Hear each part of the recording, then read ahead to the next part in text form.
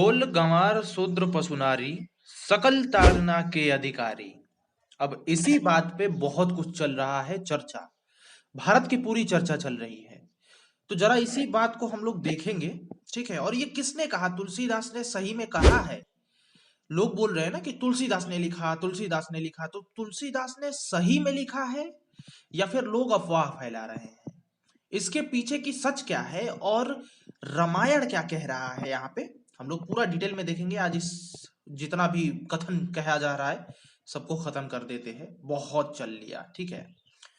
तो यहाँ पे इसी बात को लेकर हो रहा है कि ढोल गंवार शूद्र पशु नारी सकल ताड़ना के अधिकारी। यानी लोगों का मानना है कि तुलसीदास ने ये बोला है कि भैया ढोल, गंवार, शूद्र और या पशु हो या नारी हो, ये सब मारने के अधिकारी हैं, ताड़ना प्रताड़ना के अधिकारी हैं, मारने के। ठीक है, ये नॉर्मल लोगों का समझ है।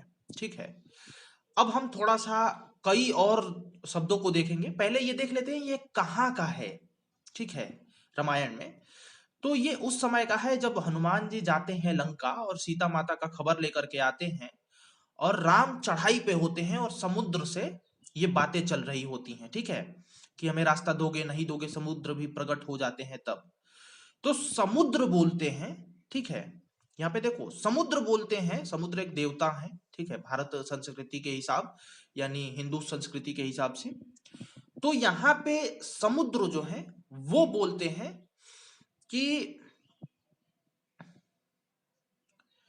प्रभु भल किन्ही मोहि सुख दिन्ही, मर जादा पुनि तुम्हरी किन्ही, ढोल गंवार शूद्र पशु नारी सकल तारना के अधिकारी।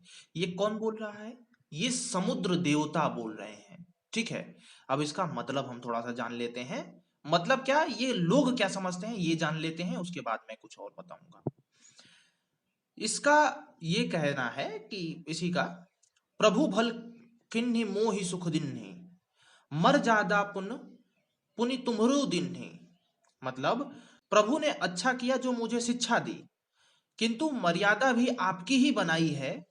ढोल गंवार शूद्र पशु और स्त्री ये सब दंड के अधिकारी हैं। यहाँ पे ये कौन कह रहा है? ये तुलसीदास नहीं कह रहे, ये समुंदर कह रहा है। अब ऐसा जो मतलब है वो अज्ञानी लोग निकालते हैं। ठीक है, ज्ञानी लोग नहीं निकालते। अब हम थोड़ा सा और डिटेल में देखते हैं।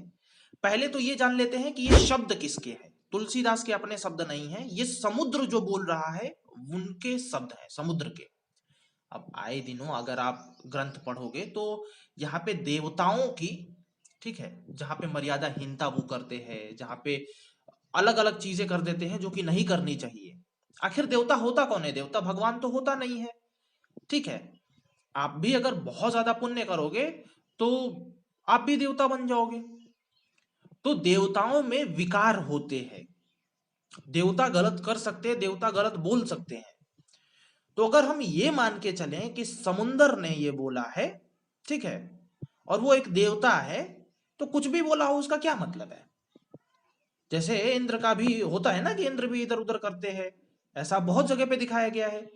तो उसका क्या मतलब होता है? कुछ नहीं। तो इसको लेकर के क्या उछलना है? दूसरी बात, अब थोड़ा सा हम स्त्रीत्व पे ही आ जाते हैं कि रामायण में क्या स्त्री को लेकर के ऐसा है, अगर है भी तो। ठीक है, तो यहाँ पे एक और आती है, ठीक है, लाइन, जहां पे क्या होता है, जहां पे बाली बाली को जो मारते हैं ना भगवान जी, तो यहाँ पे देखो, अंजु विधु भगिनी सुत नारी, सुन सठ कन्या एम एस चारी, इन्हीं कुदिष्टि बिलकोई जोई, ताहि बाधे कुछ पाप ना होई। अब इसका मतलब समझो। थोड़ा सा संस्कृत में मेरा हाथ गीला है तो अभी इसका मतलब समझो। महाराज राम जी ने बोला, श्री राम जी ने बोला कि हे मूर्ख बाली, सुन, छोटे भाई की स्त्री, बहन, पुत्र की स्त्री और कन्या, ये चारों सम्माननीय है।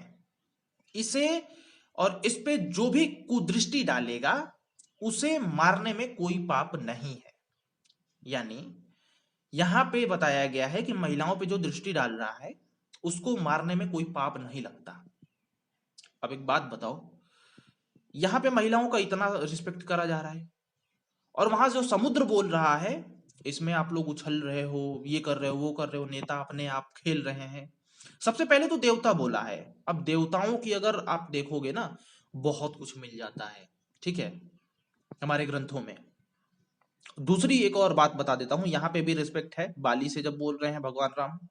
एक जगह और देखते हैं हम लोग, जब क्या होता है कि सबरी के जूठे बेर खाते हैं भगवान श्री राम, ठीक है, वो चख चख के देती है कि मीठे हैं कि नहीं, और वो खाते हैं, और सबरी भी शुद्र रहती है। तो अब एक बात बताओ, यहाँ पे स्त्री के लिए भी इतने बड़े शब्द लिखे गए हैं, शूद्र का वहां पे जूठे बेर राम खा रहे हैं, तो एक जगह पे ऐसा कैसे आ सकता है जहां पे प्रताड़ना को दे दिया गया हो? और इस लाइन में जो जिस लाइन पे लोग भड़के हुए हैं, ठीक है, इसमें एक और चीज है, इसमें ये चीज है, शूद्र पशु नारी, पशु भी इसमें आ रहा है। अब एक बात बताओ, तुम जाओ महाभारत रामायण या फिर कोई भी उसमें बुक में चले जाओ और देखो कि कहां पशु के लिए भी क्रूरता की बात की गई है। इस लाइन को छोड़ दो और जाओ देखो, यार हिंदू ग्रंथों में तो पशु के लिए भी गलत नहीं कहा गया है। पशु, पशु, हाँ, वही जिसको मार के तुम खाते हो, खाना भी बुरा बताया गया है। यानी कि बिल्कुल सम्माननीय, उनको सम्मान दिया गया है, और ये लोग राजनीति रोटियां सेक रहे हैं। अजीब बात है। तो भैया बहुत कुछ मैं बता सकता हूँ, वीडियो भी लंबी होने लगी, तो अब तक आप लोगों को समझ में आ गया होगा, ठीक है। एक और जिस ग्रंथ को लोग बोलते हैं कि बहुत बुरा है, बहुत बुरा है, उसमें क्या हमारी संस्कृति में ये है कि अत्र नर्यास्तु पूज्यन्ते रमस्ते तत्र देवता। इसका मतलब ये है कि नारी की पूजा की जाती है, जहां नारी की पूजा की जाती है, जहां उनका सम्मान किया जाता है, वहां देवता वास करते हैं, ये हिंदू ग्रंथ बोलता है।